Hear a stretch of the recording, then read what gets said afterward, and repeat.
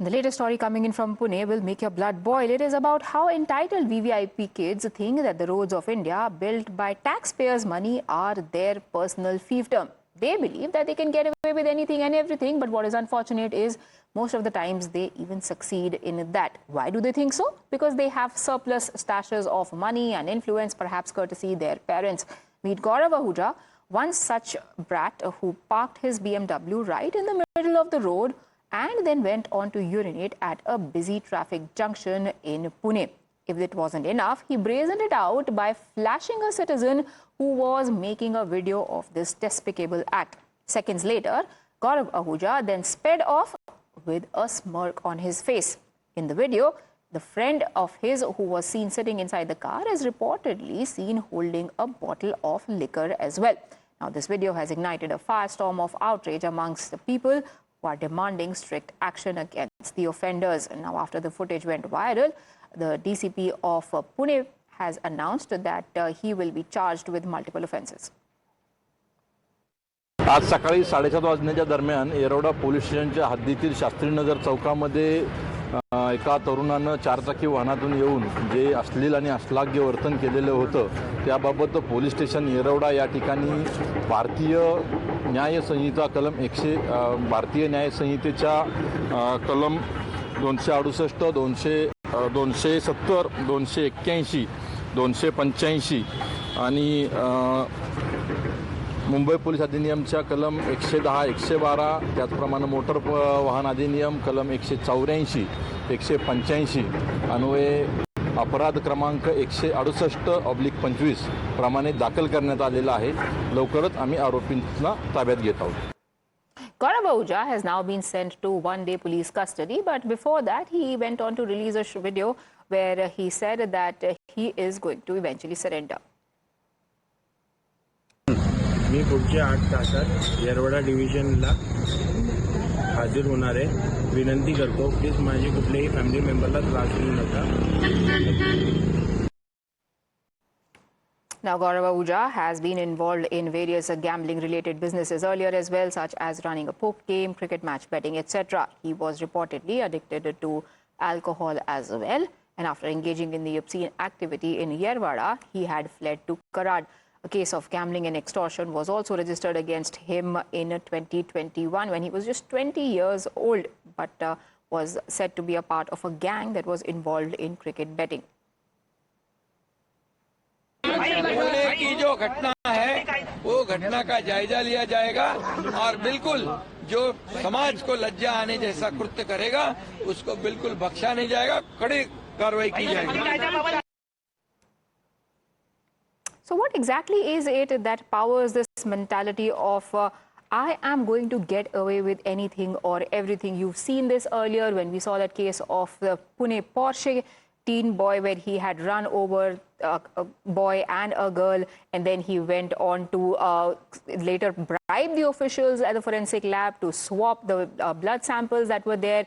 It was also found that they had, in fact, everybody who was inside that car, that boy and his friends, had all tried to bribe their way out of being held culpable.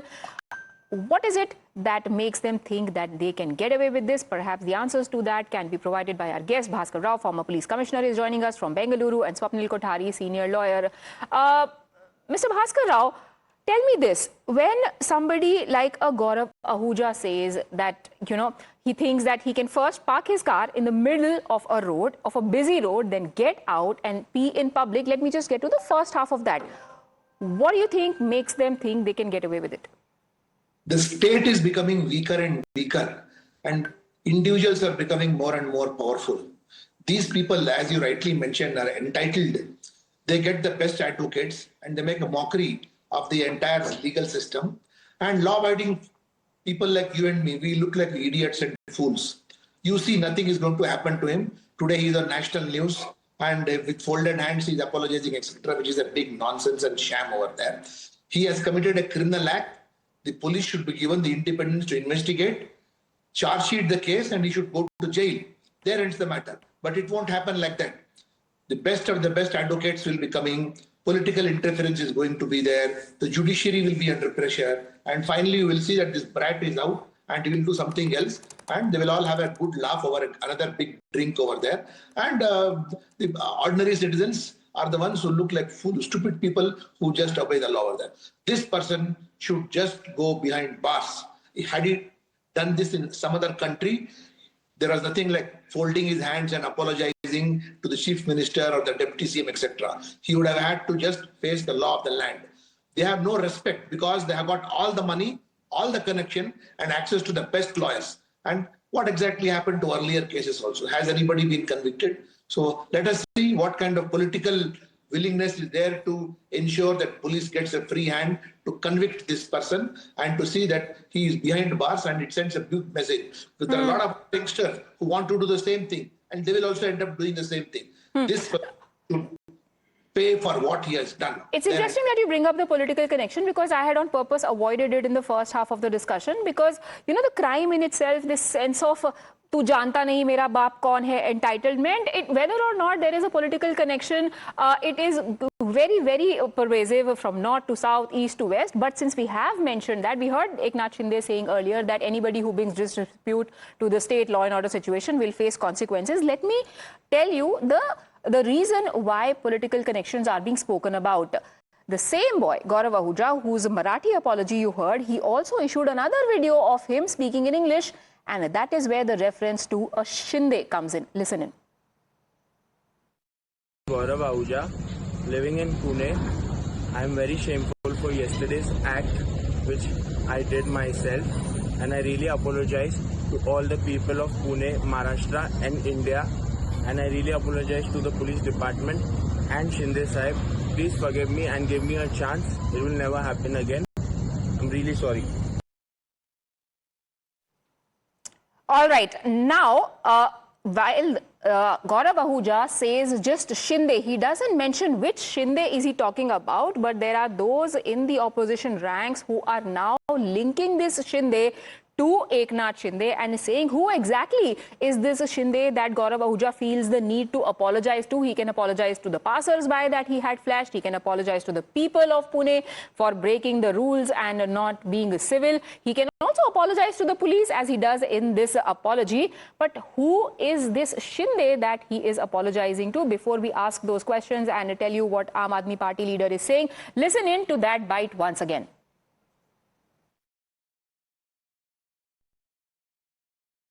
Gaurav Ahuja, living in Pune. I am very shameful for yesterday's act which I did myself, and I really apologize to all the people of Pune, Maharashtra and India, and I really apologize to the police department and Shinde Sahib. Please forgive me and give me a chance. It will never happen again. I'm really sorry. Okay, my colleague Arunil joins us for more on this. Arunil, tell us about what do you know about this Shinde that is being thanked? Well, there is a charge that has been made by the opposition leaders. Vijay Wadettiwar, a senior Congress leader, MLA of the Congress party, has made a stunning allegation saying that the Ahujas basically are from DCM, that is Eknath Shinde Shiv Sena party. They are members of that party, and that is why they are getting political protection. Now, coming to the entire incident, extremely baffling, appalling what exactly transpired in Pune. You rightly pointed out, this is basically an example of an epitome of VVIP Brat culture. A youngster, a youth basically, who's an adult, stopping his car, halting his car right in the middle of the road, and he was urinating in the public place. When somebody tried to stop him, somebody tried to record his video, he appallingly flashed at the person who was recording the video as well. Later on, after Eknath Shinde gave that reaction, Pune police swung into action and they have arrested Gaurav Ahuja from Karat. Manoj Ahuja was the father of Gaurav Ahuja.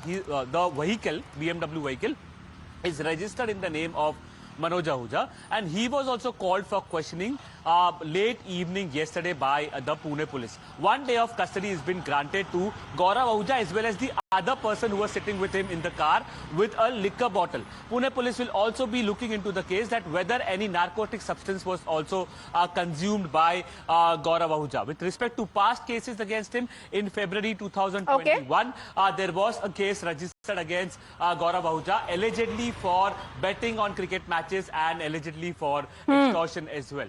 Extremely appalling case. Again, right. It is, yes, the merits of this case are extremely appalling, rightly so, but it is a political twist that has taken, and now that is raising even more eyebrows. My colleague Rohit now joins us from the newsroom.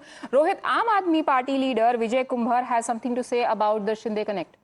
Yes, well, that's right. In fact, we just played out the bite of Gaurav Ahuja, and, you know, even citing that statement that came in from Gaurav Ahuja, Vijay Kumar of the Aam Aadmi Party now says, is Shinde Sahib pulling strings to shield Pune's rich drunken brat? He's speaking about a certain Shinde Sahib who was mentioned by Gaurav Ahuja in that statement, but obviously the first name was not taken, and that's exactly what the Aam Aadmi Party leader is saying.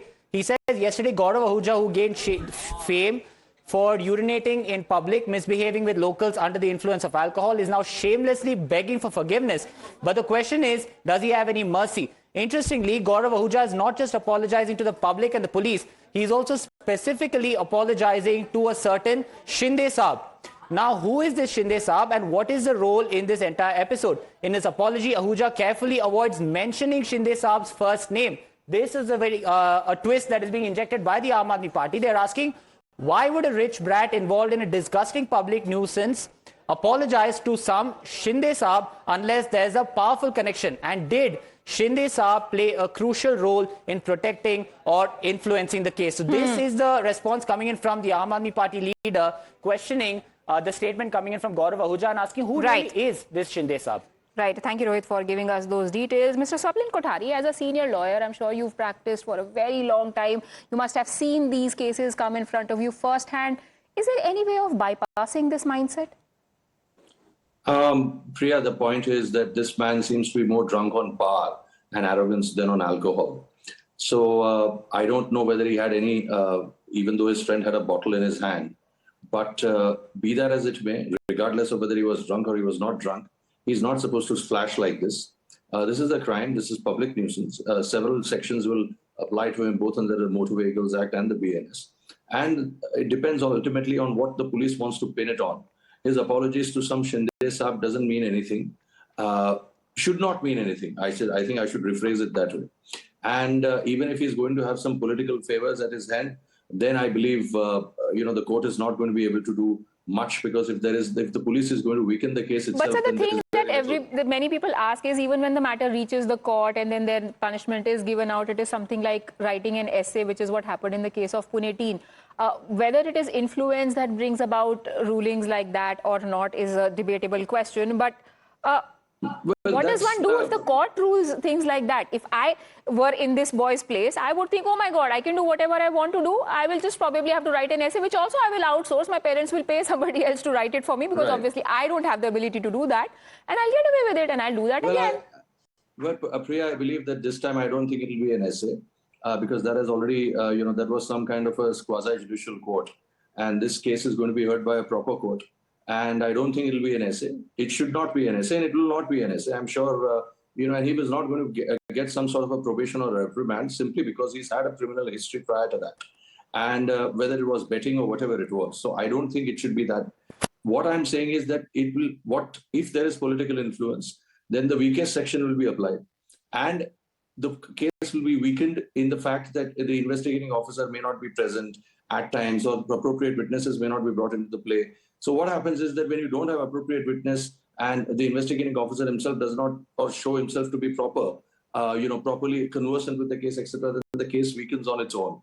So I hope that the media tends to cover this at the appropriate time when exactly my point, sir. The point is that what if media doesn't cover something like this? The Pune teens case made it to headlines, it made it to TV channels, it made it to news channels, but it might not happen in every single case, and that kid would have easily gotten away with his crimes if a newspaper or a journalist did not flash a headline in big bold saying he rode over two people, and yet he got away with an essay. Mr. Bhaskar Rao, are there any provisions in our law that can stop this, not just at the level of person who's committing a crime, but also the judicial process after that?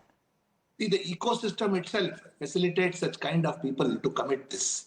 And as our learned advocate was saying, that there are going to be loopholes. The advocate will say he was not drunk, he was having a tremendous pressure to urinate and etc. It is a health issue, humanitarian issue, and all those things. And he will be acquitted 100% sure.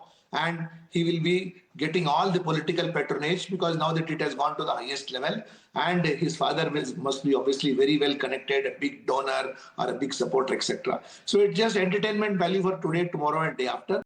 And we all sit and debate over here about the seriousness. Had it been somebody else, they would have been. And as you rightly mentioned, entitled brat behavior. Same thing has taken place in Bangalore also, with a lady walking away with 14 kgs of gold. And same thing happened in Pune also a couple of months ago, where 2 lives were snuffed out. What exactly happened? Has he been convicted? No. And instead, they make all kinds of efforts to bribe, and pressure comes over there. Because the judicial system is emasculated by the political system. Completely emasculated. And they will simply ensure that he goes scot-free. It is only poor fellow who has committed a lesser offense is the one who serves. These people will never serve. If the offense is such that there is enough to see that he can be convicted for 1 to 2 years behind bars, but it is not going to happen. Good lawyer benefit, judiciary will benefit, and his father will end up paying a little more money. Mr. Swapnil Kothari was at least more circumspect. Mr. Rao, you are declaring that nothing is going to happen going forward, but Mr. Kothari, you want to come in with a rebuttal there? Yes, well, I will not hold a pessimistic view as that. I will still have faith in the judiciary to a certain extent, because what happens is that one has to view things in perspective.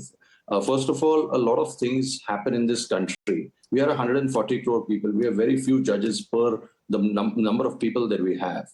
The court system is absolutely flooded and inundated with a lot of cases. Now, what happens is that these are not trivial cases, but are considered trivial compared to the kind of cases that are there before the courts. So what happens is that the police itself, with the kind of remuneration that they get and the kind of allowances that they get, they don't tend to take seriousness about it unless and until there is a media light on that, or the case itself is so grave. So, for example, the Kolkata RG Kaur case. Now, that was tremendously under media light. So it was a very grave case. So that had instant justice in about 8 months or so.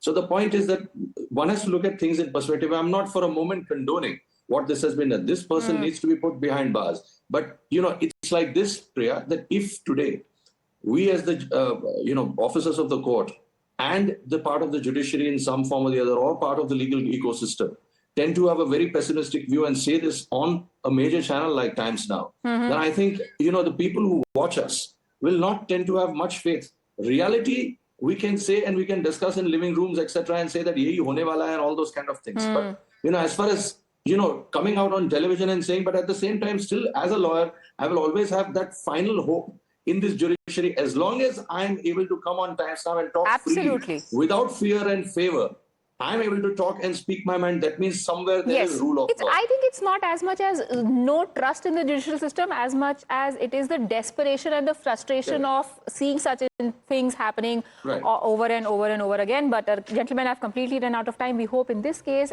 justice is delivered. Thank you for joining us. Taking a very quick break. On the other side, we also have another story, another instance of how faith has been lost in the judicial system, and which is why a leader in Maharashtra is saying, allow women to commit one murder, and allow them to do it without facing the consequences for it. Is that right? We'll find out on the other side.